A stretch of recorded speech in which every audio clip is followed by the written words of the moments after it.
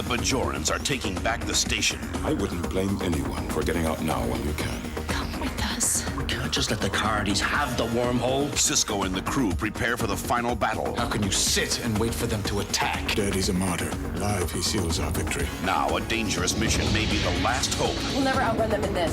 Right, just point at them and fire. in preventing an all-out war on the next episode of Star Trek Deep Space Nine.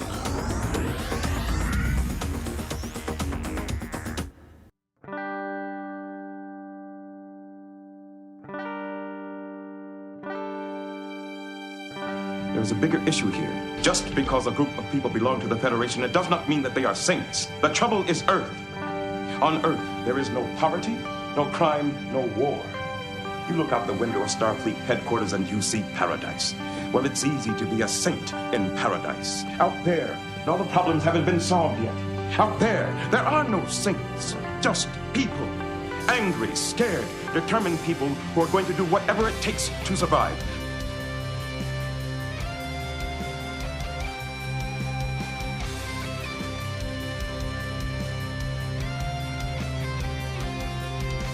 What I want to know is, out of all the stories you told me, which ones were true and which ones weren't? My dear doctor, they're all true. Even the lies. Especially the lies. On behalf of the Bajoran government, And the Promenade Merchants Association. I officially welcome you to Deep Space Nine. Hello, everyone out there in podcast land. Welcome to Especially the Lies, a Deep Space Nine podcast, part of the Front Row Network and NPR Illinois Community Voices. We're a group of newbies watching Deep Space Nine for the very first time, and a group of folks who have watched it far too many times. And we are at the tail end of the first part of Season 2, the Circle Trilogy. I'm Scott, and with me is... Emily. Mike. Prentice. Jessi. Nicole. Chris. Chris! I promised folks we'd have at least one new newbie this week, and here you are. Yeah. Say hi, Chris. Well, you already said hi, so tell us, Chris, who are you? Hey everyone, Chris, I'm a friend of Prentice. I've known him for about 25 years. For 25 years, he's been talking about Star Trek supremacy. So when he invited me to come on to the podcast, I got excited because I know if he was all in, then, it was probably something good going on. So I wanted to jump on as well. Yeah. Good job, Prentice. Way to lie. I appreciate it. It's a good change of pace from my day job. I'm a vice president in finance, and then it's Jessi. Your face says it all. So, You're not a snake milker too? I don't I'm understand not what's a snake happening milker. No, I tried. I didn't have the fortitude to continue on with it. So dropped out of snake milking, went into finance, and that's a day job. But I also have an entertainment company that I started with a college teammate of mine called The Creative Extreme.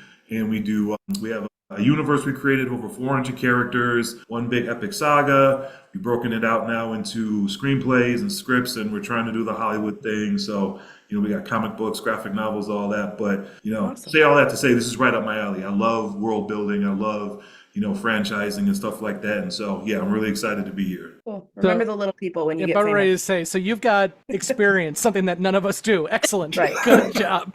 Yeah, Really gonna make the rest of us look bad. Well, I was wondering, I was like, do I look at this from a context of being a writer and writing, scripts for series and screenplays and say, well, the foreshadowing, or do I sit here and be like, yeah, that sucked, I didn't like it, or that was great, and just keep it in? Yeah. Second one. You say A little bit of column A, column B. I think and we're going to hear this on the review I'm going to read in a minute. They do like our backstage information, but they also like to drink to us. So it's a little bit of both. Okay. All right. Well, I'm with it. I'm with it all. I'm excited. So before we get started, and we will talk to Chris a little bit more about his thoughts about what he's seen, since we obviously didn't have him for the first season. We'll do that in a little bit. But before we get started, a reminder to like, subscribe, follow. If you're listening to our podcast on audio, we are on YouTube and vice versa. All the links are down below for that. And also we are on Facebook, Twitter, Blue Sky, Instagram, all of those social media platforms we are on. So feel free to join us there. We do a lot of conversating in Facebook, but also we're on all the rest as well too. And conversating. Conversing. Hey, you know what? Here we go. Irregardless. Let's move on. I was about ready to say irregardless. God damn it. And by the way, that vote's still going on our Facebook if irregardless is real world or not. So Listen, just because it's in a fucking some kind of book doesn't mean it's real. Let's move on. I watched the episode. If I'm allowed to chime in, irregardless is not a word. So. Thank you. See, I freaking told you. All right. Okay. I don't think it's Mike. Mike's the problem. That's it. Listen, you don't have to like it, but it is a word. Hello. You sound like Ric Flair. Whether you like it, right. don't like it, sit down and listen to it because it's the best word of the day. My husband loves Ric Flair. Okay, as I was saying, do all that, like, subscribe, follow. And we also have our Discord for our Patreon members. So if you join our Patreon at any level, you can get on our Discord, and we have both a general conversation area as well as a spoiler section. And a special thank you to our producers. Those are the folks on Patreon who provide the largest donation every single month. We really do appreciate it. It does help us continue to grow the show. So please feel free to jump into that if you can. And a last request, as I always do, is if you can, please also leave a review, especially on Apple. Apple is the area that gets us the most traction, and the link for that is down below as well. And we did get a new review in, so Jessi, you are not the top review anymore. I'm sorry, you've been pushed down a little bit. Okay. And Prentice, you get called out on this one, so here we go. But the difference is this is a 5-star. So it starts out with, great, now I'm drunk. This comes from us from Sectux from the United Kingdom. Okay. Great to hear people watching the show. I just got through the entire binge watch of the whole load of series on 1.5 speed, and now I'm listening to the podcast, reliving each episode again. Brilliant banter, backstage information I have not heard, and playing a game of take a shot when Prentice spoils something that no one notices. Keep it up, and Jessi is the star after Mike. Oh, wow, I'll take it. Take it. No, I'll take it. I'll take it. I read that word for word, okay? I love it. Okay, Mike. I say, that boy has got some taste. Oh, my.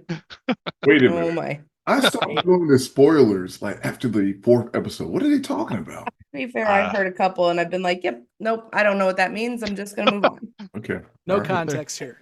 Mm-hmm. Mm-hmm. So there've been a couple, but I don't say anything because other people in our other chats will cuss me out every time I say anything the slightest bit spoilery. So it's okay. And when we were gone for a bit, I put up audio of Avery Brooks singing, and everyone yelled at me. I was like, "It's just him singing," and then I got copyright struck because of it. So thanks, Spotify.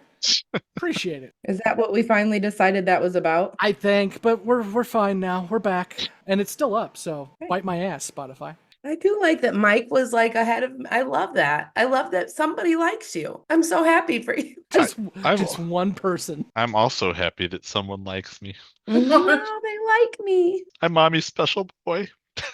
Wow, that was awkward and creepy. So, Chris, usually this is where we dive in with the newbies talking about their first impressions. Before we do that, though, I'd love to hear from you about your first impressions of season 1, and then also a little bit about the first 2 episodes that you didn't get to talk about from season 2, which is the Homecoming and the Circle. Yeah, so, I've watched Star Trek here and there over the years. I watched all of Discovery, Strange New Worlds, Picard, watched all that. So going back now and watching, DS9 for the first time, it's an interesting experience.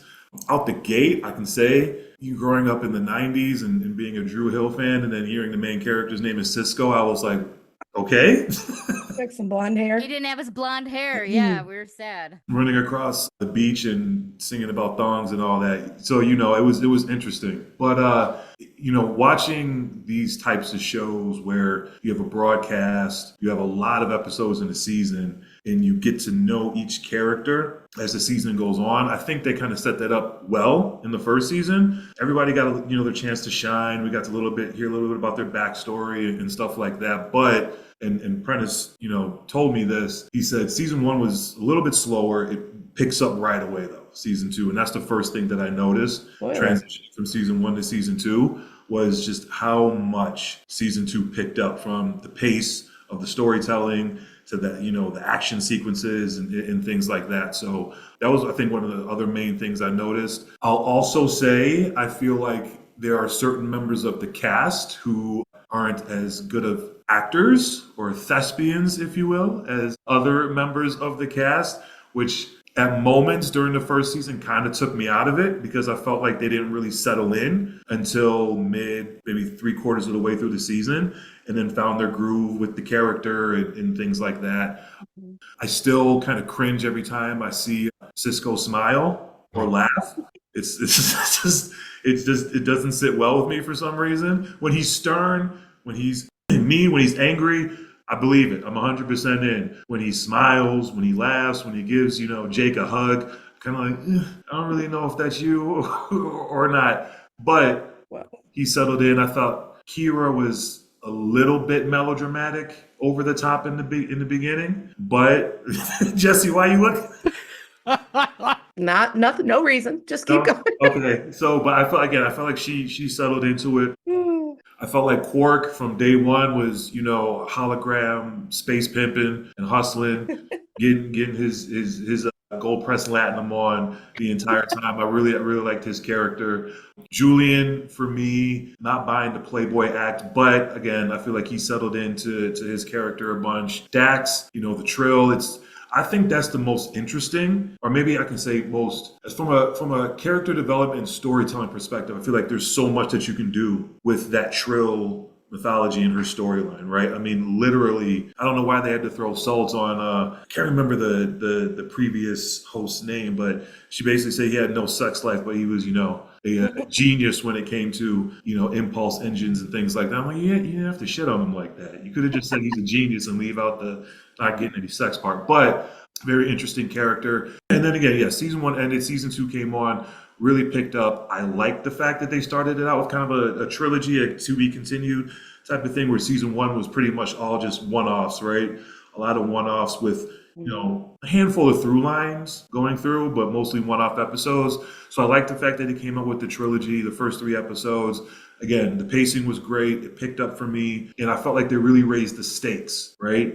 In the second season, in those first 3 episodes. In the first season, I felt like it was really just generic conflict in the episodes. So there were stakes, but it never really felt heavily weighted. These first 3 episodes in the second season, it felt like, okay, we're kicking it up into high gear, right? And so we got a lot of upping of the stakes, which made everything more meaningful that was happening throughout the episodes. And it drew me in more, just quite frankly, it made me more interested in what was going on. So yeah, those were my, my thoughts about season 1, the first couple of episodes, and then episode 3 of season 2. It was funny because when Cisco's giving kind of his, rah-rah sis boom bah speech in the beginning, and then he goes, "Who's with me?" I felt like if one person would have been like, "You know what, I'm out," there might have been a train of people following right after, because I don't believe I felt like everybody was standing around looking like, is somebody going to move? As soon as somebody makes a move, I'm going to move too. Where are you going to go? Right, I'm going to get up. I'm out. I felt like Chief O'Brien was the only one who was really down, like 10 toes down, like, "Hey, Cisco, we with you." Everybody else kind of was looking around like, "You gonna go? Should we go? Should we stay?" O'Brien will do anything for combat rations. Everyone else is like, honestly, I don't really love it here. Right. O'Brien's like, I would just like to stay away from my wife. So. Poor Keiko. Right. Go alone. And Keiko even said, she's like, basically, like, you don't have to stay. And he's like, "But I do, but you don't. But I do, but you don't." Right.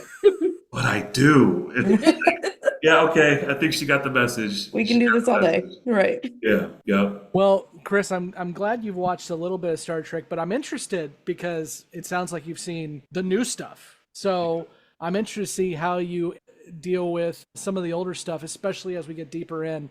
The one thing I will say, since you've watched Star Trek Picard, season 3 of Star Trek Picard will make a little bit more sense after you watch the show, because they throw a lot of DS9 in that, and they don't tell you a lot about it. Yeah. I've been noticing a few things. I'm like, wait a minute, okay, I remember that. And now I'm finding the origins, which is cool. It's good to go back to the beginning. I've told the other newbies they're not allowed to watch Star Trek Picard because season 3 is, whew. Yeah. Yep. Now let's go ahead and dive into our conversation about the siege. And Jessi, I believe you have a synopsis for us. Okay, Cisco tries to prevent the Circle from taking the station. Kara and Dax take proof that the Cardassians are the real force that is arming the Circle to the Bajoran government. Thank you. So we kind of already heard Chris's first impression. So Jessi, let's hear from you. First impressions on The Siege. I really it's hard to talk about it without talking about the whole 3-part trilogy. I really did I liked it. I liked it a lot because that's what I miss about B5. I miss it being serialized. And I know we've said this 1,000 times. We don't have to keep going back to it, but I really thoroughly enjoyed the 3-part. This last episode was fine. It was good. It was the appropriate ending to the 3-part series. So I enjoyed it. Nicole, your first impressions on The Siege. I really liked it, actually. I thought it was pretty good. There was a lot going on. I liked the kind of buddy cop between Kira and Dax when they were in the ship. Their banter was one of my favorite parts of the show. That spider thing was terrifying. I'm going to have nightmares of it for the rest of my life. I really loved the wholesome moment that Jake and Nog had. That was so sweet. Kind of made me tear up a little bit. I also like that Cisco gave everyone the option to stay or go. And it just shows what a leader he is, that they all stayed with him, which I thought was really cool. It's kind of funny that Quark's brother screwed him because, he tried to screw his brother. The second in command for Krim, I call him General Dickhead because I don't know what his name is. I fucking hated that guy. So I got a lot of words to say about him later. But overall, good episode. He was the dad from The Good Shining. And come at me, because the Kubrick Shining sucks. We're it's talking a terrible about movie. Brian from Wings. The Shining. Yeah, we're talking about miniseries. Steven Weber, right? Yes. Yeah. The dad Brian. from the Good Shining, the miniseries. It's awesome. I'm usually the one with There's Jack more than Nicholson was one not good. Oh yeah, Shining. that movie was terrible. Huh. It didn't follow the book as much as the series. And also, I fall asleep in the first 20 minutes because Stanley Kubrick can't direct. Come at me. Okay, Jessi, calm down. So I do have a question, Nicole, since you brought up the Paluco, the spider. Anybody can chime in on this. How much do you think the Paluco cost to create? $36. No. $36.01. Lower. Did they film in Canada or Australia? Right. No. So the Paluco was picked up at a garage sale for $2. Yes. It was a toy that was spider that was already electric, so it could move. All they did was they went to Michael Westmore is a genius in creating anything, and put some hair on it and said, "You're good to go." It did look like something Ryan sees on a regular basis. So So let's go ahead and go over to our folks who have watched every episode of the show. Emily, first impressions on The Siege. It's fine. I still I still don't really care for this 3-part episode thing. And I don't have a rational explanation for it. It just irritates me I just hated it. for no explainable reason. I got no logic for it. So yeah.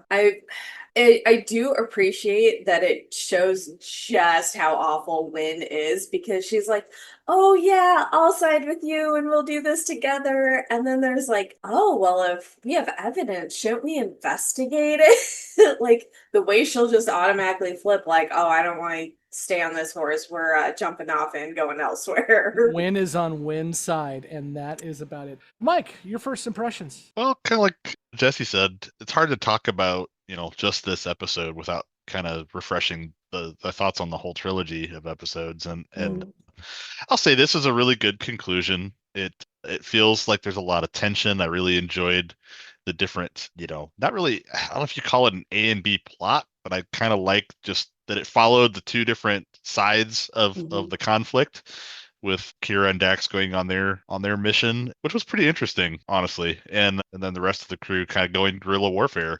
But overall, I mean, I really liked this trilogy. I really appreciate, more than anything in the end of watching these 3 episodes, I really appreciate that they circled back and made the decision to stay grounded in the core premise of DS9 and its setting. They kind of set aside the wormhole business and stayed focused on what I think is the part that's really kind of new and different for Trek, or at least old Trek, is with the politicking and staying close to Bajor and staying close to the conflict with Bajor and the Cardassians and the internal struggles with their government, and kind of getting going. So, and a lot of the characters that we've been introduced to, I think I think all had kind of fairly fitting conclusions in this one as well. So I was overall pretty happy with it. Prentice. Just kind of lifting up what Emily said. I love the villainy of Vedic Win. She's the best. I mean, plotting, changing with the season. She was great. I like how the character's developing. I think in the three-parter also, you continue to see that they're diverging from TNG, right? So you're further seeing how this series is developing. So I like the direction. And quite frankly, I forgot about this trilogy. I did not remember the outcome at all. I don't think I've seen this episode of trilogy in 20 years. So it was a good refresher, but it was good character building at the same time. And like I said, the highlight for me was Vedic Win. She's the best. She's the best space Karen you will ever see. So she's amazing. She's amazing. Jaro does not agree that she's the best. That look that Frank Langella gives her when she turns on him in the dime, she's like, really? But You that's just why threw me she under has that bus? That's why she has her own song that I made up. Have we heard that song yet? Yes. My She space can sing it Karen again, though. song. She can I'm sing not it again. singing it again. That was a one-time only deal. Sing it again. You gotta pay. You gotta pay for an encore. You can join our Patreon with the link down below. There you go. For me, I got called out on our Discord last week because I've said for about a year now that I'm really looking forward to the circle I've been talking about in our spoiler section, thinking that's really when DS9 kind of kicks into gear. And I kind of dogged the last episode because we didn't get to see much. This is why we didn't get to see much. This was one of the most expensive episodes of season 2. We got a lot more of the flying around the miniatures. We got new sets. We got a lot of things going on between Bajor with the flyer that Dax and Kira were in, and of course the work on DS9. So we got a lot more to do. And Peter Allen Fields, who was the writer of the last episode and produced all 3, really kind of sums it up for me too, in saying that this probably going to be a 2-parter. If we would have taken the Homecoming and the Circle, kind of merged that together, and then do the Siege as its own episode, it probably would have gone better than a 3-parter. And I agree with him on that, but I do like that where we got this and where we got the idea that our team on DS9 has kind of gone through the ringer on this and they're come out the other side. And I also like that this was written by Michael Piller, who is the showrunner currently, and also wrote the wonderful Star Trek Insurrection, if you watch that movie. But I like Michael Piller's banter. This feels like they're just kind of more comfortable with themselves, especially Dax and Kira kind of going back and forth. And is there a good landing area? It's about 6 clicks away. Well, how about right here? I just love that. I love that going back and forth. It's great. Let's go ahead and dive into the episode proper. I think since there's a couple different things going on here, let's stick with the station part first, and then we can go to the Bajoran stuff. So where do y'all want to start chatting? Since Nicole brought up the holosuite, I do find that part a bit laughable because you're going into a holosuite. Like, it's a holosuite. Guys, come on. They were expecting the happy ending, not the ending of their siege. Yeah. But that scene will always be slightly ridiculous to me because it's like, okay, if you took 2 seconds and used a brain cell, you might think, are they actually in there, or is it a holosuite and it's not really them? Okay, so Emily hated the episode and she's going to continue to tell us that she hated the episode. Mike, what do you got? Just to chime in on the holosuite thing. I'm kind of with Emily on that one. I did kind of chuckle at how dumb that, or how obvious that seemed. And I was more upset that I'm like, this could have been so much more clever. Like, they could have been hiding behind like a fake wall that looked like the wall of the holosuite, or done any number of like really clever tricks instead of just being like standing there. I don't know. So you would prefer Lee Nollis to come through like the Kool-Aid man? Oh yeah, man, exactly. Yes. That is totally what I envisioned. No, but seriously, going back, I actually want to jump back to just before like the fighting actually starts to talk about a couple things. I also really got what was kicked in the feels by that scene between Jake and Nog, because I have said several times over season 1, like, the relationship between those two characters, and really like Jake and Nog like basically summed all of their storyline in season 1 up again and fed it to the viewer. But it's just so good. It's so heartwarming. I loved it. So good. And then besides that, I also really appreciated the scene on the, do you call it the bridge? It's Ops. The Ops, thank you. Operation Center. The scene in Ops. And I appreciated the fact that when Sisko was giving his speech, that the writers didn't make it all about the main cast of characters, that they actually brought in other Starfleet officers and kind of made that connection to the audience through them by saying, like, this guy's marrying a Bajoran woman, like this guy's kids. I'm doing all kinds of hand gestures. This guy had to do that stupid volcano science project that everyone has to do at least. Like, my kid had to do a science project with his kid, but it was so humanizing. It was really good. I'm glad that they, like I said, that they didn't just focus on the main cast of characters that we kind of already knew were going to stay anyway, right? Chris. Yeah, no, Mike, that's a great point, because initially, knowing what I know about Star Trek, the red shirt, right? I thought that might have just been a list of, number of characters that were about to get shot down. Here's all our casualties. Here's all our kills for the next, 40, 45 minutes while the main cast makes it out okay. But yeah, no, it was good. It was good to see, because like Mike, like you said, it draws us in, right? They were upping the stakes. They made it more relatable, so it made us care about it more. I think to comment on the holosuite part, I'm glad to see that Quark has his brother and his workers cleaning those holosuites quite efficiently, because it could have been a horror scene when they opened up that holosuite there. But it was sparkling, it was clean. So I like to see that Quark runs a tidy, clean operation. I did, Emily, I was fooled. Like, when they opened it up, because I was into it. I was like, oh, they got him. And then, obviously, again, it's a holosuite. Stupid me. Why did I think they would really be in there? Right?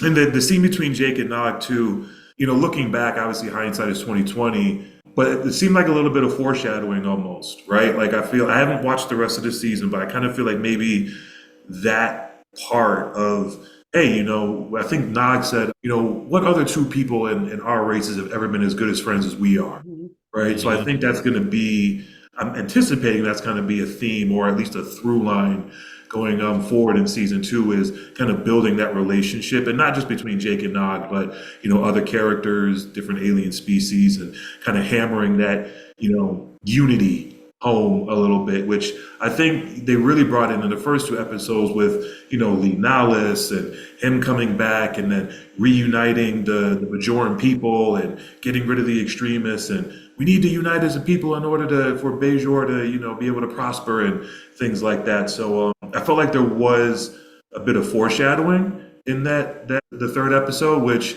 I'm excited to see if they follow through with it. But yeah, that was a great scene too between Jake and Nog. Yeah, with the Jake and Nog stuff, unfortunately, Aaron Eisenberg passed away a few years ago, but him and Sarah Lofton were best of friends, and actually they had their own podcast where they were going through first Deep Space Nine, but then also other Trek as well too. And it's still going. It's called The Seventh Rule, but obviously Aaron's not on it anymore. But those two guys, because they were not really the same age in real life, but because they were together all the time, they were kind of playing the same kind of age group. They really did hit it off and continue to be friends until Aaron passed away. The other thing I want to call out before we get into the meat of it is the other two that I loved watching back and forth is Quark and Rom. And the fact that Rom just completely screws over his brother at the end. For a Dabo girl. Like, that's, yes. I mean, if you're going to sell your brother, that's the way to do it. You live by pimping, you die by pimping. That's what happened. He lost his seat to, a Dabo girl. Well, and if you ever fly Delta, you know for a fact that they will give up your seat for anything. So... Nicole, what do you got? It seems to me that they out-strategized the Bajoran military. They were really crafty with how they hid, how they shut everything down. They cut the power. I felt like they were in control the whole time. And I really thought that was interesting. And I thought it was kind of cool to see kind of Cisco leading them in a way that was different than just a regular old space battle. Like, this was a little bit more tactical, I think, in a way. And I really thought it was interesting how they just had the upper hand the whole time. It was pretty cool to kind of see the different factions, like Bashir led a group, and then, Cisco had a group. And shout out to Bashir for stepping up too, by the way. I really liked how he basically was like, we have our first 5 prisoners of war, and typically he's not very active. I mean, yes, he's technically a military person, but he's a doctor. He's not like a soldier. So that was kind of fun to see him kind of have a little bit of fun there. So I really enjoyed all of the tactical stuff with the station. Another thing I thought was kind of cute was Cisco wrote Jake a note, and I assume that was it in case I don't make it note. And I just wonder if Jake read it and what it said.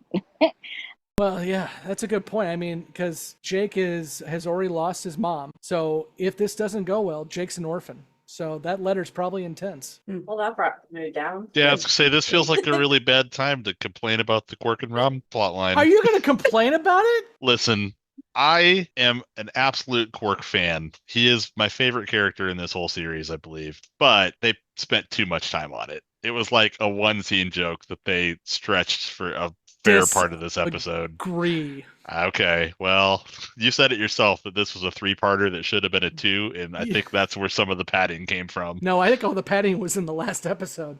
Come on, Quark dragging the suitcase of Latinum into the Jeffrey students. That part was absolutely funny. It was good. But yeah, I mean, and we had already seen the dynamic between the two of them. Rom initially thinking Quark's gonna sell him out, and then Rom actually is the one that sells Quark out. I mean, they did it in season 1, but listen, it was funny, but there was a lot of it in this episode. And speaking of foreshadowing, no one ever better make fun of a Ferengi mom, and we'll get back to that later. Your mother. That's what I yelled when he said that. So, okay, what else you guys got on the siege proper, the taking of DS9, or at least the trying to take DS9? Yeah, I felt so the second in command of the Bajoran forces that came aboard DS9. I felt from a writing standpoint, there was a little bit of a slip of the plot, right? They kind of showed their hand a little bit when he got beamed out of the holosuite and came back and purposely withheld that information. I felt, and again, I don't want to be one of those people that's like, I felt like they could have done it better, and then not have an alternative to how they really could have done it better. But I felt like that was them kind of showing their hand a little bit, right? Because I felt in the beginning, the second in command just seemed very kind of cocky, right? Very arrogant. Oh, we got him. I knew they weren't that. We got him. And then it kind of took a turn to being, he's just straight up lying now. Like, why is he lying? And I felt they could have massaged that scene between him and the Bajoran general a little bit better. So that at the end, right? I don't know if I'm allowed to jump that far forward, but when he does what he does at the end. We don't follow any rules here. Okay. So at the end, right, when he crashes out and he's like, I'm going to shoot the club up, and he goes after Lee now, or not after Lee now, except he goes after the general. I'm sorry, no, he didn't go after the general. Who did he go after? He was trying to shoot somebody at the end. Was it Cisco? I was kind of unclear on that myself, who he was actually targeting. Yeah, I think he was trying to take out Cisco, and Lenalis jumped in front of the shot. Yeah. Okay, so yeah, when he was trying to go after Cisco, and Lenalis did the Kevin Costner bodyguard, jump in front of the bullet thing. God damn. Right. He jumped in front. Like that was the payoff, right? But I felt it would have been a bigger payoff if they would have massaged that scene between the second in command and the Bajoran general when the second in command was beamed out of the holosuite. Massage that conversation different. You still give that hint, right? Like there's something not right here, it's coming. But I felt like they just was really heavy-handed with it because it was a really sharp turn from, at least for me, cocky, arrogant to now he's just straight up lying. I can see this is already going to be a problem. That's just, kind of how I took that scene from there. But I like the rest of the takeover part. I felt, and Scott, you know this, so Odo is my favorite character in the series so far. And I kind of felt like he was the unspoken MVP because, he was just able to lay in the cut, give the play-by-play of what the enemy was doing, and then, just transform back into a part of the wall, right? Like he was essential in the part. If you think about the plan, right? If you think about Cisco's plan and their plan, what they were doing, literally they could have done none of that if it wasn't for Odo and his ability and for him to be able to stealthily move about, call out their movements, their locations and things of that sort. So, but I also felt like he didn't get enough play. I don't feel like they gave Odo enough burn in this. Like I felt like he should have been able to, get some more screen time, prove he's a little bit more badass and, and really kind of get his licks in too. Everybody else got some action. I don't really feel like Odo got enough action. I mean, that's my guy. Of course I'm going to feel that way. But that's as far as the takeover part of the story on Deep Space Nine, I wanted to see more action with Odo and see him get into it. Because I think his ability too is so unique It's like, let's showcase it more. That could be a budget thing. The special effects might drive up the cost of the episode, and then, what do you do there? But yeah, I wanted to see more of that. Yeah, well, the one time Odo comes out of the wall was very expensive for this episode. As when I was looking back at the reasons why this episode was so expensive, it was the miniatures, the actual flying dog fighting we see, and they actually called out Odo sticking his head out the wall was expensive. Okay, that makes sense then. All right.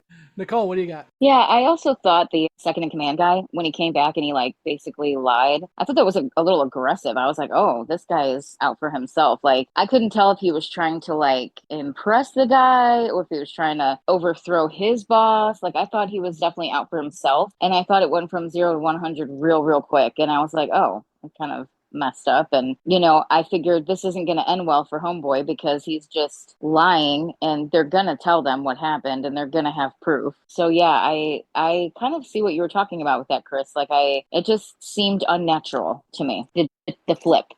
Chris, I was going to say I was also a little bit underwhelmed by Odo, especially when he turned into the tripwire towards the end of it. I was like, I was expecting a little bit of something different, but maybe it's the budget. But it was kind of underwhelming, his use of that. I wanted to lift it up and say, yeah, I agree. Definitely agree with that. Going back to the second officer on the Bajoran side, I see him as a true believer. So Jaro has taken over, and we find out that Jaro is the Circle. Now, not everyone knows that. If they weren't in the little secret cave in the last episode, they may not know that Jaro's playing both sides of this. But this guy does. He is there because we talked about the dad from Monster Squad in the last episode, how he is just a general. His job is to follow orders. Doesn't mean if he likes them or not, he just follows them. And he respects Cisco, like he said last episode. This other guy, he's a true believer. He is a Jaro fan. He is trying to do whatever he can to make Bajor for Bajoran. So his turn, I think it could have been done a little more drawn out, but it makes sense to me because I think those bootlickers exist. They absolutely exist. And they are absolutely bootlickers. You know who you are. Okay, let's cut over to Scott's 90s fantasy, which is Nana Visitor and Terry Farrell in a shuttle. Let's talk about that. Nicole? Well, I don't feel the same way you did, Scott, but I really enjoyed them together. I thought it was so funny. Dax is so like technical, by the book. We need our radars. We need our gadgets. Very high tech. And Kira's like, let's just go with it. Fly by the seat of our pants. Like, I felt like they were so opposite in so many ways, but it was so comical to watch them together. Also, like, Kira's little, so she fit just fine in there, but Dax couldn't fit because she was too tall. I was like, wonder what that's like, because I'll never have that problem. But it just made me laugh. Like, they were so funny together. And like the fact that when they crashed, like Dax refused to leave her. And it really solidified their friendship and their relationship and how much it's grown and how like intertwined they are now. And it was just so fun to watch. And I hope we see more space escapades but with them too, because they had a really, really good dynamic and some great chemistry in this one. And I wonder how many times Terry Farrell hears that in the shows when they're producing, because she's 6 foot tall. Woman is an Amazon. Is she really that tall? Yeah, she's tall. 6 foot tall. So the bend your knees crap, that was directed right at Terry Farrell. Chris? Yeah, well, I feel her pain. I know, I don't know if Prentice told you, I'm 6'6", so any plane ride, I was at the ballet yesterday with my 3 of my 4 daughters, and Prentice, the seats in the Lyric Opera House, they're tiny. So I'm literally turned to the side, legs spread all the way out into the aisle, like all hitched up like this, just trying to fit in. But I like that, the play back and forth between Dax and Kira. It's not an easy thing to do, right? To be able to inject comedy into not just action, but a very, dramatic situation in where the stakes are high. I thought they did that well with the writing, and just seeing those two play off each other. I thought that was dope. I wish, having had 2 knee surgeries last year, I could go to sleep for 6 hours, wake up and be perfectly fine, like Kira was after she blew her hip out and was looked like she barely made it off the rotisserie with her burned outfit. So I literally thought that when he's like, oh, take it easy. You broke your hip. And how long was I out? 6 hours. I was like, God damn. Right. Can I get some of what she's got? Man, but I really liked that part. And I thought, again, Prentice told me it's going to pick up season 2. So seeing the dogfight scene, right, with, the the miniatures and everything. I thought that was really exciting. I thought that was great. And then it reminded me of the old, like video games we used to play where, you have that first person vision and you're flying in a jet and the laser comes out and you're like, yeah, like I got that feeling like when I was a kid. And I was like, yeah, you got him, on that one. But then I started thinking like, damn, Kira doesn't have like any kind of feeling. Like she knows it's a Bajoran in that ship hurling at 1,000,000 miles an hour into the mountainside, just exploding. And she's like, all right, we're going down. Like I'm gonna sit her down right here. It crossed my mind. I was like, maybe she could have felt like torn, like that's one of my brothers or one of my sisters going down. But at the same time, I got a mission to do, so that was one thing that did cross my mind with that part. But I really liked it. I was glad that they did that because I was waiting for it all season one. And maybe that's just because, again, Discover, Strange New Worlds, Picard, you get a lot of that. Right. And so I was waiting for when am I going to get the photon, the dogfight and the space and it finally came. So it was great to see. Oh, just wait your time. We'll have a lot more of that. Don't worry. We'll have a lot more of that. Spoiler alert. Wait, Chris, did you like Discovery? Was that? Did you like Discovery? This could be a bonus podcast right here. Yeah, I don't want to get out too far off track. I'll say it was entertaining. I will say, I told my wife when we were watching it, I was like, I got sick and tired of that cat daddy haircut that they gave Michael Burnham. I couldn't deal with it. I was like, she looks like she literally just got out of 12 Years a Slave. So I was like, I can't deal with it. When they gave her, when they did her hair and they, because Sonequa Martin Green is gorgeous. Like she's a gorgeous woman. So it's like, what are we doing here? Indeed. Right. Seriously, I know they got the budget. They could have done something different. And then, I don't know, maybe the feedback was we got to change her hair because they did finally change it. But again, like Scott said, that's a whole other conversation. We can have those conversations. I think we need some bonus episodes. The one thing I will say to the Kira thing, Chris, the one quote that kind of struck me, and it was kind of a funny quote, but also pretty deep, was she says that the same guys shooting at us were the ones flying these ships. So they know they know these ships well, and so I think I see where you're coming from on that, but I also think that Kira is kind of more hardened from combat. That's what I was going to mention, is that it shows more of Kira's skills that she learned when she would have been considered a Bajoran terrorist and fighting the Cardassians, compared to like Dax in the very by the book, more restrained in what you're doing. And Kira's just like, we're going by the seat of our pants. And then Dax is like, what do I do? Oh yeah, go by the seat of my pants. And Kira's like, use your eyes.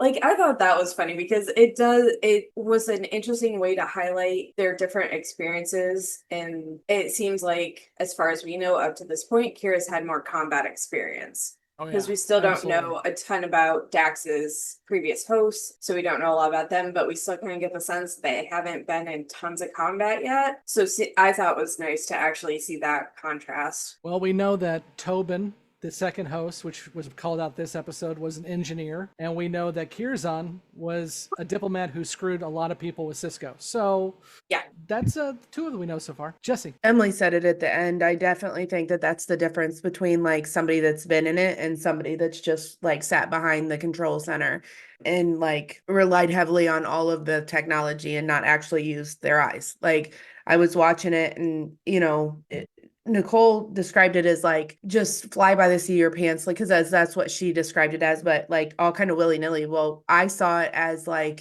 she's using her gut instincts, the things that she learned prior to when they didn't have all that extra shit. So you see the difference between an actual combat soldier and somebody that's just calling the shots behind the scenes.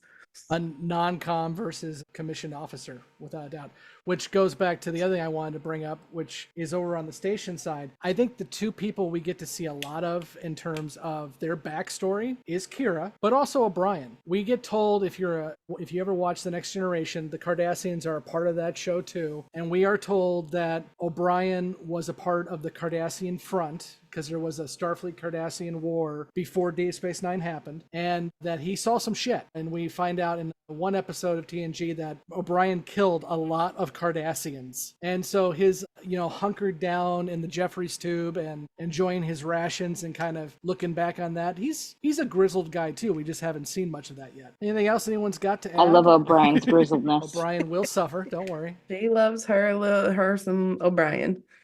Hey, Colm Meaney is amazing. He's just fun. And if you haven't, I think everyone's seen this movie. Go watch like Con Air. Colm Meaney's the bad guy in Con Air. It's fun. Yeah. Well, I guess he's not the bad guy. He's just an asshole. He's a Con Air. sort of bad guy. Right.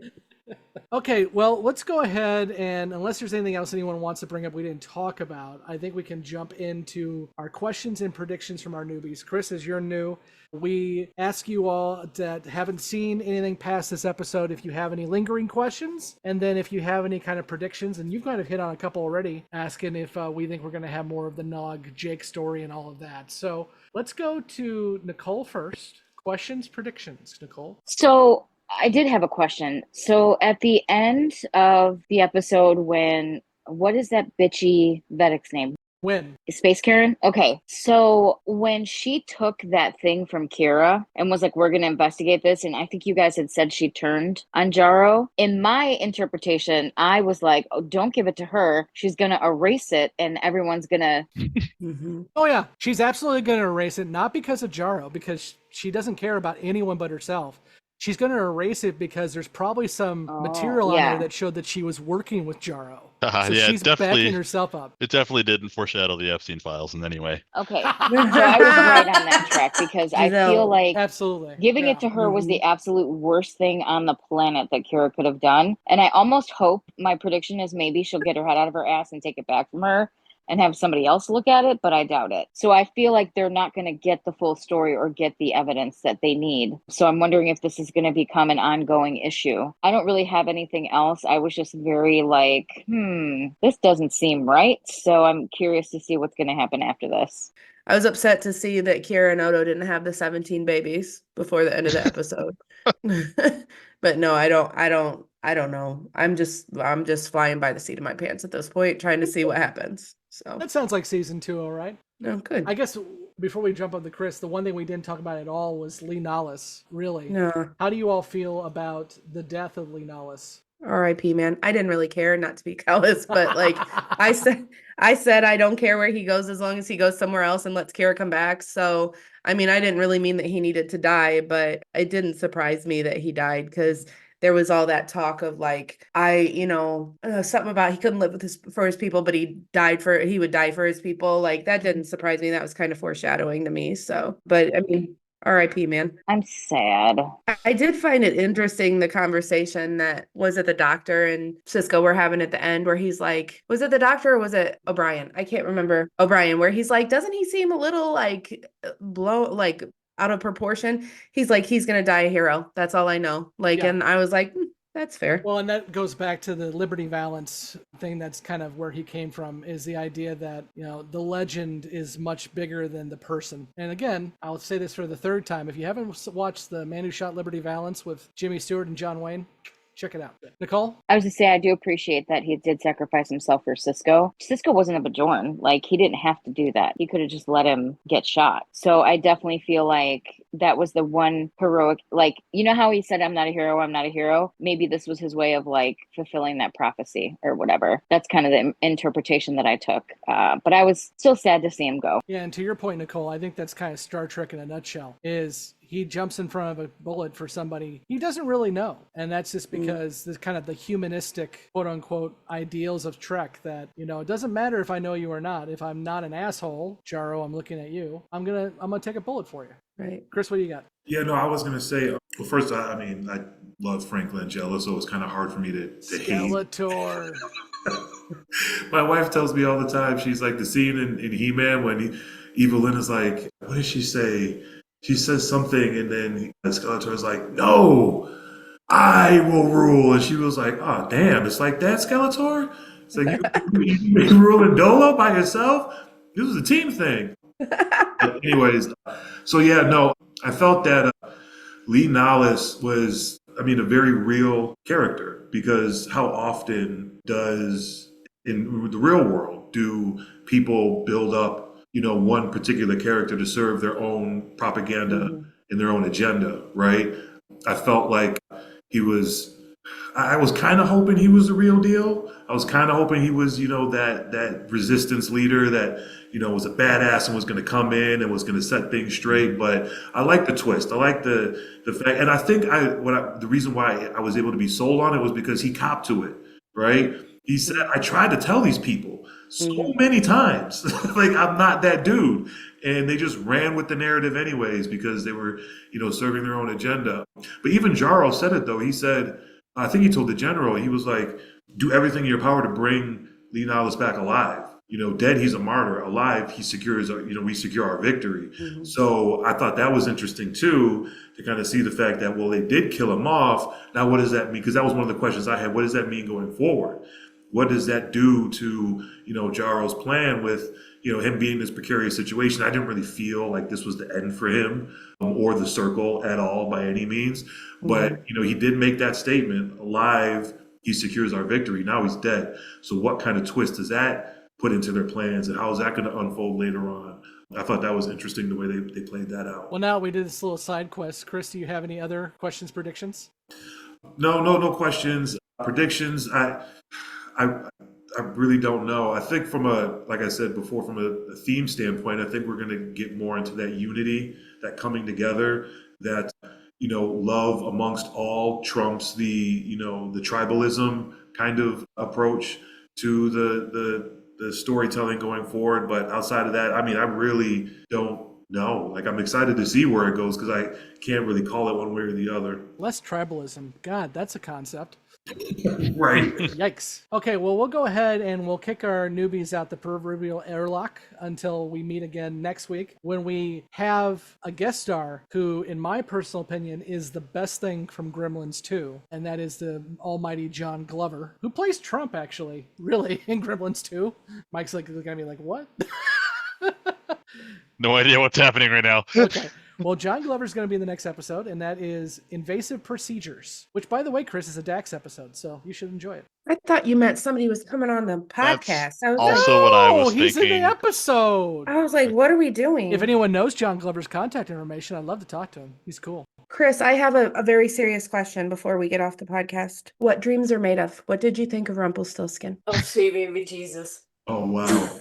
I need a real, honest, knee-jerk reaction. Words, one way or Don't the think other. about it at all. Just go. I thought they were bugging putting that in there, to be honest. I'm like, well, what are we doing here? We're Jessi, done. that's a word too, You're by done. the way. Don't bother coming back next week. We're good. Thank you. Great answer, Chris. See you My later. man Rumpelstiltskin was trying to get Chief O'Brien's kid. Like, what are we doing here? Is What? this Like, trafficking listen, going on? I'm not for grabbing kids. Okay, let's stop there before we go into a part of this podcast that we don't need to go in. But we are not a true that's why crime I have podcast. that's why I have beef with Prentice. So now me and you and Prentice all have beef. So you're welcome. Well, first shot and you ruined it. We're done. Beef with a snake milker. That's not something I can handle. You listen. That's a serious thing. I can do some serious damage with my snakes. I'll bring them up to Chicago. You're not that far from me. So that wasn't a threat either. No, it was a promise. Yeah, Jessi. Thanks. First episode, I'm on. First threat. Can't wait for I'm not 6'6", but I'm not a short one either. So we're okay. Chris, we brought this up before you got here, but going back to the Rumpelstiltskin, the poor girl who played Molly O'Brien, she doesn't remember much of her acting in the first part of DS9 because she was really small, but she still has nightmares about that Rumpelstiltskin. That's sad. Just add it to the list of problems that child actors have. Oh yeah, that's a new one, but it's another one to add to it. Fine. I loved that episode. It was great. Listen, Wishes Were Horses was a good episode. Terrible. It's a fun one. Stop it. I had fun with it. There's I not that many bad episodes in season 1. There's not good ones in season 1, but there's not bad ones in season 1. Well, Chris, what was your favorite episode in season 1? What was your favorite episode? That's an excellent question. Put him on the spot. Oh yeah. If you can just describe it, if you don't know the title, that's fine. Because I like the episode with Quark when he was named the Negus. The Negus, yes. The Grand High Negus or whatever it was. That was an interesting episode. I like the episode, obviously, where they kind of give us more of Odo's backstory. That was interesting. That was like the second episode, A Man Alone. Yeah, I like that episode. I'm a savant for episode titles. It's pretty sad.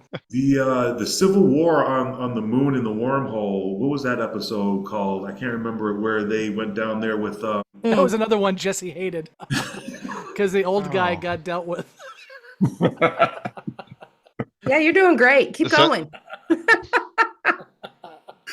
No, they were good episodes. I just thought season 1 was slow. Like, I know they were taking times to set things up, give us a little bit more about each character's background and kind of flesh out the world a little bit. The thing that was interesting to me was every Star Trek series I've watched has kind of been centered around a ship, right? Yeah. For what I've known about Star Trek growing up and through the years was it always seemed to be about a different crew on a different ship. This is a station. Yep. Right.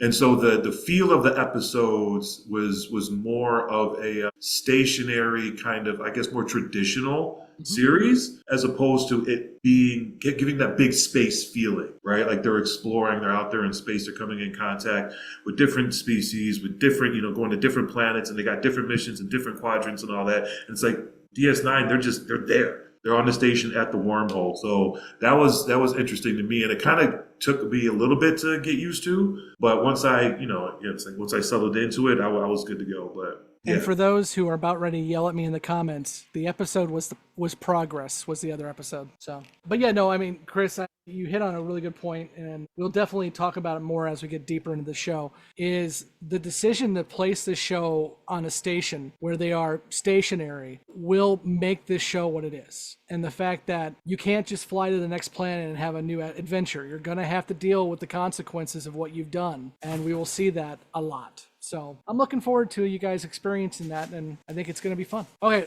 be gone, newbies. We're now going to go into our spoiler section and talk about stuff that are we you all signing can't hear out, about. doing the little outro? Oh yeah, maybe if we could do that, I guess. So because Emily actually has the list, so she wants to make sure she used it for a reason. Until next week when we talk invasive procedures and the wonderful John Glover, who also played Lionel Luthor in Smallville. I've been Scott, and with me has been Emily, Mike, Prentice, Jessi, Nicole, and Chris. And it's Chris's last show, everybody. So say goodbye. It is not. Pleasure. Love you all. Out the airlock. We'll see you down the road. Go to Apple Reviews and tell us what you thought about Chris. Tell us how much And you give hate us 5 stars. Yeah, Yes. regardless of how you felt about him, hit 5-star and then be honest. We'll see what happens. Don't be a dick and give us 2 stars. You're a fucking biatch. You can leave that in. Fuck you, Brown. You can leave that in. I need to know from Sucktux from the UK, how many drinks did you get into this episode? And do Tell us you in the have to comments. drink to deal with us? That's what I'm curious. No, they were saying they take shots every time somebody does something. We should come that's up true. with a drinking game for our listeners. Oh God. Let's do it on our next live. Yes. Because that's never gone bad before. No. Have we ever had a live go right? No. No. There are still a couple that are hidden on YouTube that you can't find. Our very first one, which was an absolute fucking shit show. You're welcome. Babes in Toyland will never see the light of day again. Hey, don't be rude. Well, that's because people can't be fucking. People are stupid, but Babes in Toyland is an excellent fucking movie. So it was not an excellent live for us. No, it wasn't. But it's because other people are stupid, not because the movie was bad. Okay, let's be done. Let's go. Anyway, on a Goodbye. serious note, Good night. Chris, it was a pleasure to meet you. Yeah, nice. Loved Thanks having you on the for show. joining us. Stick around if Hopefully you'd you like. come back. We'll see. Thank you guys. Yeah, if I don't have to worry about Jessi coming for me with her snakes, I'll definitely be back if you want me to. This is a lot of fun. I appreciate y'all having me. You see my flag? It says violence was. Peace was never an option. Peace was never an option. Violence is always the answer, is what I was gonna say. Is that duck actually got a knife? Yes, a switchblade he's got a in knife his in his mouth. beak? You're welcome. Okay. Goodbye. All right, y'all. Take it easy. Have a good day. Good night. Bye.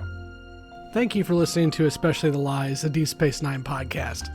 You can find all the places to listen to and watch this podcast by searching for Especially the Lies on your podcast app or on YouTube. We want to hear from you, so join the conversation at Facebook, Twitter, and YouTube. Be sure to subscribe and leave a review where you are listening to or watching this podcast. Especially the Lies is not affiliated with, and the podcast has not been prepared, approved, or licensed by Paramount or any other owners of the Star Trek copyright. All clips included in this podcast are the intellectual property of the respected copyright holders. They are included here for purposes of review, and no infringement is intended.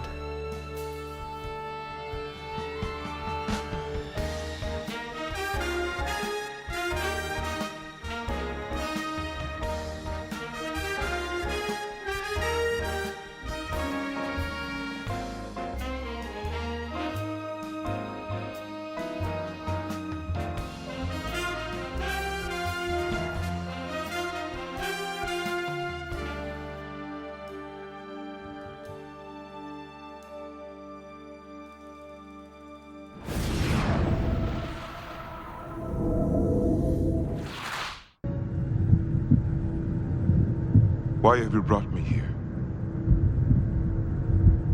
Show yourselves. What do you want? The Cisco has returned to us. He arrives with questions. There are always questions. Welcome back to whatever the hell we call this. This is our spoiler section where we will discuss the lovely predictions and questions that our newbies have, and anything else that may be important to the episode that we didn't have our newbies bring up for us. So, Emily, let's go ahead and get started. What we got from the newbies? All right. So Nicole questioned why they would give the pad with the evidence to Win, and then what she would do with it. Nicole thinks she's going to erase it, and we're not going to be completely done with the circle. Well, I mean, we all know that Win is going to do whatever Win needs to do to save help Win. herself out. What a Dami wants, a Dami gets. Well, that just got weird. I mean, She does get Ducat. to be fair, that's one of the best predictions we've heard in the show yet. Yes. That Right? the circle might come back because of the way that it ended. So Yeah, Mike, It's I, not- I think you like 2 episodes ago you were complaining that they never ask if anything comes back. I correct. Yeah, I felt like their predictions had up until this point been kind of lame ass. But Yeah, I don't think we ever hear the circle again, but the Bajoran provisional government wins trying to take over everything. That all will absolutely come back. yeah, there's going to be continuing turmoil. But yeah, to your point, I was looking for you to correct me on this. I don't think we hear the name the circle again, and I think that's No. because they killed Leonalis. I think that's Yeah. gonna effectively end that terrorist movement. Yeah. But Wynn's not going anywhere. No, and that brings up why I wanted to talk about Leonalis a little bit here on the spoiler end of things. The main writer of this trilogy, Peter Allen Fields, who also produced this episode because Michael Piller wrote it, is not a fan of how they kind of offed Leonalis, and also the fact that they didn't give him much build up and arc except for in the first episode. And Ira Stephen Bear, who again will take over the show after Mike Piller leaves, isn't a fan of that either. He felt like they could have used Leonalis more, and they flat out call out that when we get to season 3 and we get to a character called Sakaar, they didn't have Leonalis in their back pocket anymore, so here's a new guy that is exactly like Leonalis. Have a nice day. Well, and for a character who was like so important to these 3 episodes, we really didn't see a whole lot of him, and he wasn't really doing much. So I don't know if that's actually reflective of what he did in the Resistance compared to what people thought he did.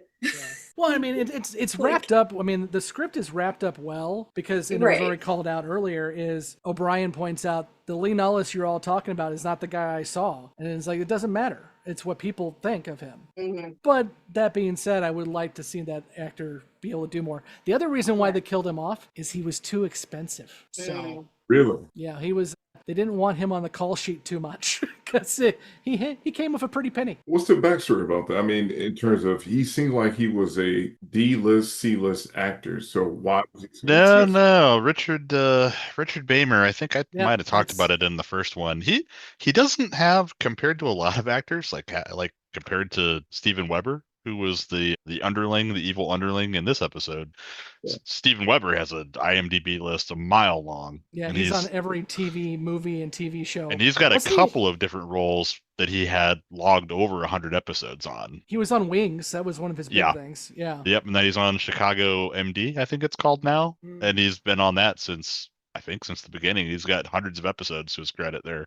Oh, yeah. But anyway, no, Richard Bamer doesn't have a ton of of IMDb credits, but he's been in some pretty noteworthy stuff over the years. So I'm not really surprised that he was a big name to pull for this one. It's quite a bit of Western stuff. Probably not a huge surprise that there are allusions to the shooting. What's the movie you keep referencing, Scott? I just lost it. Man Who Shot Liberty Valance. Thank you. But he was also in West Side Story. He was in, I'm looking through here really quick, Man from U.N.C.L.E., just one episode there.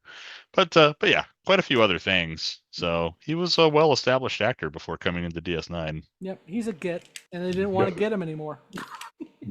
That's why Frank Langella went uncredited, because they couldn't afford him either. Oh, yeah. Twin Peaks. Yeah. Twin Peaks. He was on the original Twin Peaks. He was one of the main actors on that. That's the one I was trying to think of. Thank you. I think Frank Langella's like, hey, if you let my kids on the set, I'll do it for free. Is that how that went? You Pretty had much. mentioned something about that before, that his kids wanted him on it, but I it didn't was the quite. same reason why he did Masters of the Universe. He didn't take a credit on that one. He's just like, my kids like Masters of the Universe, so I'm going to do it. He didn't take a credit on Masters either? I don't think he got, maybe he did. I don't know. Somebody had to. Somebody had to put their name on that. Pig Boy was in the credits, and if you know that, I'm impressed. Pig Boy. Oh my Big God. Boy? Okay. Now I'm gonna go look. Pig Boy was in buying He-Man toys, there was a contest to where if you drew a character and sent it in and it was selected, you would be able to be on the Masters of the Universe movie. Unfortunately, they didn't have any money to do anything, and the movie was a shit show in terms of production. So poor Pig Boy got brought out, stuck in a pig outfit, and he is in there for about 2 seconds. It's a little kid walking with a pig outfit. And on the credits, and in the credits, it says Pig Boy. Yeah, I see it on IMDb. He is credited, I think, on Masters. I think he took a pay cut or didn't take any pay because his kids liked it, I think. Wild. Scott, do you have an expert about why the character was not brought back, Frank's character, in the trilogy? I don't know. I didn't see anything on it. Okay. Did not see anything on that one. It just seemed like he was such a good character to kind of explore and the politics of Bajor, but the fact they didn't bring it back, I wonder if this is still, we're in the era of Rick Berman, and I wonder if he didn't want to continue stuff. Like, we already did 3 episodes, which, by the way, the next time any Star Trek does 3 episodes in a row is Enterprise. That 4th season where they did the 3 little vignettes. Oh, yeah. That's the only other time. I mean, obviously DS9 continues a lot of stories, but there's never a 3-parter again until Enterprise is in their last season. So I wonder if Rick Berman's like, yeah, people didn't watch those episodes, so we don't need to bring them back again. I don't know. Okay. Good old Rick Berman. Emily, what else we got? Okay, so Chris gave us a prediction about more unity, less tribalism. God. How wrong he was. Okay. I mean, I don't even think we get more unity with Bajor. Well, no, I mean, for a while. But I mean, that's kind of that's the Star Trek thing. Mm-hmm. And I mean, it's what we go for. I mean, in the Pale Moonlight, as much of a dark episode that is, that's about bringing the Romulans to the table, whether they like it or not. And yeah, that is an interesting prediction given the rest of Trek and this one. The unity's there, but I would say it's not as strong in many cases. Like, a lot of the connections can be more tenuous, but I appreciate the prediction. I think he's spot on. I really, really do. I mean, yeah, I mean, I'm thinking, go ahead. Like, we get there, but the way to get there is there's a lot of war coming in the not too distant future for DS9, but I mean, that is one of the core Star Trek things. Well, yeah, and I mean, I'm just thinking to the Dominion War. I mean, yes, you have a lot of folks coming together on that, and it's because of a war. But I mean, I'm just thinking like Damar. Damar starts out as a also ran guy who is Ducat's underling, but the writers liked the actor and kept bringing him back. And Damar becomes the savior of Cardassia and of the Alpha Quadrant, really. Yeah. I mean, so that's tribalism be damned at that point. He brings people together he never thought he would have to. Yeah, and that is interesting because it's like a very specific person, which makes sense. Sometimes you need the one person to try to unify. We will work on that dark soul of yours, Emily. We'll work on it. You know what? Good fucking luck right now. It is summer, it is hot, and everyone's making me angry. I've been in a bad mood for 3 days now, and I don't even know why. 3 days, 20 years, same idea, right? 40 years, whatever. Tomato, tomato, it's all the same at this point. You're gonna be like one of those people that sue their parents for, they didn't have the option to be born, so they're gonna sue. You know what? If there was anything worth suing for. Anything else we have on the questions predictions front? Nah, Jesse's just sad that Kira and Odo don't have their 17 babies yet, so. Jessi is going to bawl like a baby because I do. When the last scene of What You Leave Behind is the documentary of What You Left Behind, when Odo puts on his tux for her and disappears into the pool of goo. Oh man. I know. We might break Jessi with that one. It breaks me every goddamn time. He puts his hand out to her and just kind of slowly goes into the goo. I mean, that one gives me feelings, so, As much as I hate to admit it, there are things here and there that do trigger the feels. And Rene Aubergenois putting on the tux and like playing with his bow, and oh my god, that man is perfect. I love that guy. He's also the chef from Little Mermaid. Tries to kill Sebastian a lot. I did not know that. You'll never watch Little Mermaid. Same good. All right. Anything else you guys got as we meander to the finish line here? Any thoughts on next week's episode? John Glover. I freaking Tim love Ross. John. Yeah, okay, but John Glover. It's back to form with what we're used to. It's a one and done, but at least it gives some good character moments to Dax, which, as we've discussed, some people were not fans of how Dax has been handled lately. So it should be interesting to see how this one goes. Yeah. Right. Yeah. Anybody else? Nope. Thank you, Prentice, for bringing Chris into our Yes. group. I don't know what kind of group we are, but we're a group. The shit show. No, listen, this is a great group. And Chris texted me. He was like, thank you for inviting me. And you're going to see a little bit of a dynamic develop over this season and next, because Chris and I, the kind of stories we tell and the kind of jokes. Yes. It's all going to make I'm sense. looking forward to it here. You talking about the freak flag is flying a little bit. And I think once you get us talking in the same room, it's going to be a whole different story. That's what I said. It's going to be interesting this season. We're going to have a lot of fun. Excellent. And hopefully we'll have a couple more newbies joining us. There are 2 folks who are crazily watching season 1, trying to catch up. So hopefully we'll have some more on there and we'll have a full crew again. All right. Good stuff. Well, all right. Okay. So until next week, we'll see you in the social medias, and please again, leave a review, help us out, help the channel grow. And if you can, join us over on Patreon. We appreciate it. And yeah, until next week, I've been Scott, and with me has been Emily, Mike, Prentice. John Glover rules. Have you not watched Gremlins 2, Mike? Dude, it's been a very motherfucker. long time. Watch Gremlins 2. The dude so aggressive. The dude plays Donald Trump, and it's actually called Clamp Tower. His name is Clamp, and it is Clamp Towers. Gremlins 2 is an amazing parody of itself, and it's so good. Scott, have you seen the making of Gremlins 2 with Key and Peele? Oh yeah. It's in the movie. If you have not seen that skit, watch it. And yes, it's so good. First of all, watch Gremlins 2 first, then watch that skit, because the skit is a lot more hilarious if you see the movie first. But it's one of their best skits. Oh, it's so good. It's so good. It's basically they walk in and they're like, "Okay, we're gonna make a Gremlins 2," and they like lay it out, and everyone's like, "What the fuck?" And like, that's the movie. It's great. It has nothing to do with the Spielberg one that came out before. Have fun. Nice. All right. I'm gonna go watch Gremlins 2 now. We we started talking about Masters of the Universe and stuff, and I don't know if I've mentioned it before, but if you're at all interested, there's a series on Netflix called The Toys That Made Us. Oh yes. Yeah. It's so good, and the episode about He-Man and Masters of the Universe That's a good episode. Incredible. Yes. Just because of the sheer weird people that were involved in making it. Like the one main guy had this just the most toxic sense of masculinity imaginable, and like he was the main driving force behind the character, and it was incredible. And while you're watching those really good documentaries, the other one I would recommend, if you are, because we've been talking about Masters of the Universe a lot, is the documentary about Canon Films called Electric Boogaloo. It's free on YouTube. And they talk about how Canon Films literally went out of business while they were filming Masters of the Universe. I was gonna say, and now you got me thinking. There's another series that was called like How did this movie get made? That's a podcast. There's the podcast, and I want to say there is another Netflix documentary series by the same company as what is it made as by Nacelle. The movies that made us. I think there's one about Masters. Yeah, there's where they talk about that too. But anyway, both those series are really good.